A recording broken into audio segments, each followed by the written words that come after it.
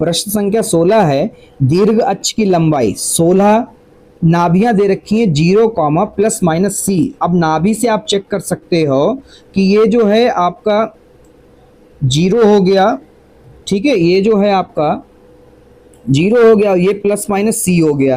तो ये ऐसी स्थिति है, नाभि किस पे दे रखी होती है, ये दे रखी होती है बाई अक्ष पर। किस पर?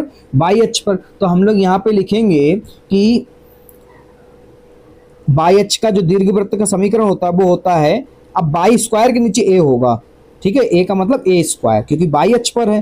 तो यहाँ पे लिखो ए स्क्वायर बराबर 1, यहाँ पे लिख दिया करो समीकरण 1 मानकर कि समीकरण 1 बाई अक्ष पर है इसलिए, ठीक है, ये लिख दिया करो कि कोई भी डाउट ना रह जाए। तो यहाँ पर जो है आपको दीर्घ अक्ष की लंबाई दे रखी है, तो यहाँ पे लिखो कि दीर्घ अक्ष की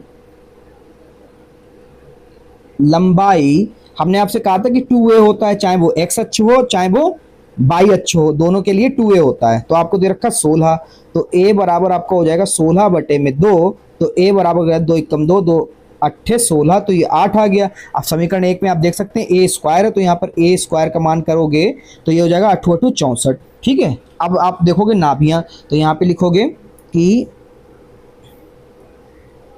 नाभियां आपको बाई अक्ष के लिए होता है 0 कॉमा प्लस माइनस सी, बराबर हो जाएगा 0 कॉमा प्लस माइनस 6, तो ये हो गया c बराबर 6। अब c स्क्वायर बराबर c स्क्वायर करोगे तो ये हो जाएगा 36।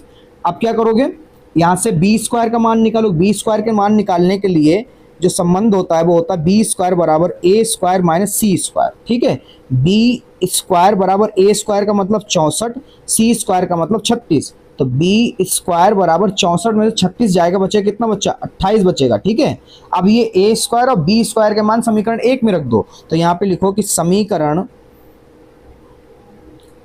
1 में a स्क्वायर व b स्क्वायर के मान रखने पर, ठीक है।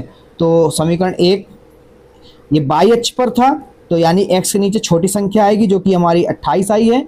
अब बाई अक्ष पे तो बाई के नीचे जो है बड़ी संख्या आएगी जो कि हमारा 64 है, बराबर में 1। यही आपका उत्तर है दीर्घवृत्त का समीकरण।